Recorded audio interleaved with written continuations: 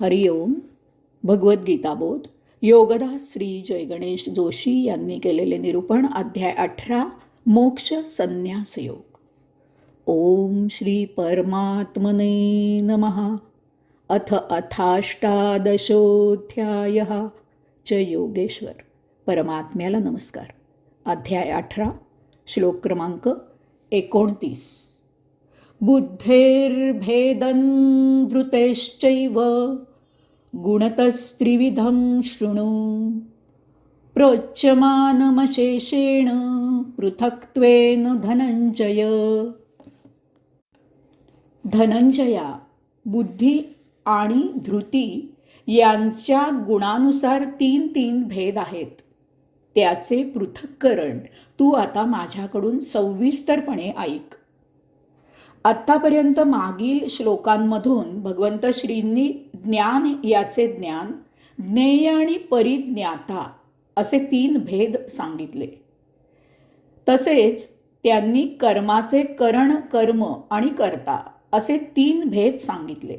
यापैकी ज्ञानाची गुणानुसार तमस, रजस आणि सात्विक अशी तीन भिन्न रूपे सांगितली. तसेच कर्माची आणि कर्त्याची गुणानुसार तमस, रजस आणि सात्विक अशी तीन भिन्न रूपे सांगितली. हे सर्व आत्तापर्यंत आपण सविस्तरपणे समजून घेतलेले आहे. त्यावेळी भगवंत श्रींनी ज्ञानापैकी ज्ञेय आणि परिज्ञाता याची गुणानुसार वर्गवारी केली नाही. कारण ज्ञेय हे नेहमीच शुद्ध असते. उदाहरणार्थ अणुविद्या ही पूर्ण शुद्ध आहे. तिचा वापर करणारा परिज्ञाता कसा आहे त्यावर सर्व अवलंबून आहे. अणुविद्येचा वापर विधायक कामासाठी किंवा विध्वंसक कामासाठी कसाही केला जातो, कसाही केला जाऊ शकतो. विधायक काम करून उन्नती साधता येते किंवा विध्वंसक काम करून विनाश करता येतो.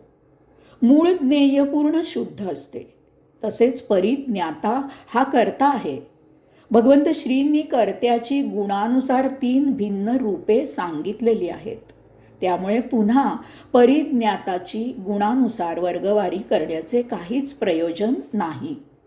याचप्रमाणे भगवंत श्रींनी कर्मांपैकी कर्म आणि कर्ता याची गुणानुसार तीन रूपे सांगितली. परंतु करण याची गुणानुसार तीन रूपे सांगितली नाहीत. कारण करण नेहमीच शुद्ध असते. करण हे साधन आहे. ते कसे वापरावे हे कर्त्यावर आणि करायच्या कर्मावर अवलंबून असते. उदाहरणार्थ सुरी जशी भाजी कापायला वापरता येते तसेच ती खून करायलाही वापरता येते. मूळ करण म्हणजे साधन म्हणजे येथे सुरी ही पूर्ण शुद्ध असते. तेव्हा करण याचे गुणानुसार पृथक्करण करणे शक्य नाही. या अध्यायाच्या पहिल्या श्लोकाप्रमाणे अर्जुनाचा मूळ प्रश्न संन्यास आणि त्याग यामधील भेद काय आहे असा आहे. त्याला अनुसरून भगवंत श्री ज्ञान, संन्यास आणि कर्म, त्याग यातील भेद सांगत आहेत. परंतु लक्षात घ्यावे की केवळ ज्ञानयोग किंवा केवळ कर्मयोग काहीही उपयोगाचा नाही. नुसतेच ज्ञान आहे परंतु त्याचा उपयोग केला जात नसेल तर मुक्ती शक्य नाही. तसेच केवळ कर्मयोगही काहीही कामाचा नाही. नुसतेच आपले कर्म करत असायचे त्याचा काही उपयोग नाही. ते म्हणजे नुसतेच एका केंद्रासभोवती वर्तुळाकार फिरणे होईल, यात्रा होणार नाही. परंतु ज्ञानयोगाने कर्मयोग साध्य केला तर मुक्तीची यात्रा संपन्न होईल. ज्ञानयोग आणि कर्मयोग या मागे बुद्धी आणि धृती या दोन शक्ती असतात. ज्ञानयोग आणि कर्मयोग यामागे बुद्धी आणि धृती या दोन शक्ती असतात. बुद्धी आणि धृती म्हणजे आपल्या अंतिम साध्याचे इंधन आहे. यामुळे मुक्तीची यात्रा संपन्न होते. बुद्धी म्हणजे मेंदूची ज्ञानशक्ती, ग्रहणशक्ती, आकलनशक्ती, बौद्धिक क्षमता, जाण्याची ताकद इत्यादी. बुद्धी असेल तर ज्ञान ग्रहण केले जाईल, नाहीतर कितीही सांगा आणि समजवा ते पालथ्या घड्यावर पाणी होईल. धृती म्हणजे धारण शक्ती, सोशिकता, जिद्द, चिकाटी, निश्चयात्मक वृत्ती, कणखरपणा, धैर्य इत्यादी. थोडक्यात धृती म्हणजे हाती घ्याल ते तडीस न्या असा नारा.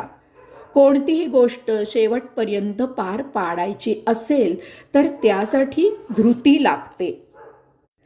अशा प्रकारे बुद्धी कशी असावी आणि कशी नसावी, तसेच धृती कशी असावी आणि कशी नसावी हे मुक्ती प्राप्त करण्याच्या दृष्टीने माहीत असणे फार महत्त्वाचे आहे.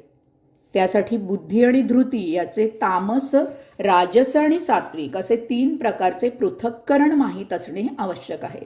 कारण बुद्धीनुसार आपले साध्य समजते आणि धृतीनुसार कर्ता किंवा ज्ञाता आपल्या साध्यावर दृढ राहतो. त्यायोगे मन ताळ्यावर राहते आणि अमन अवस्था प्राप्त होते.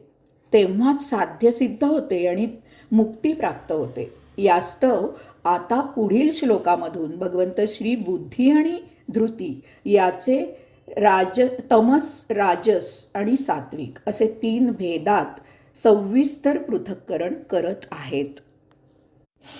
हरिओम.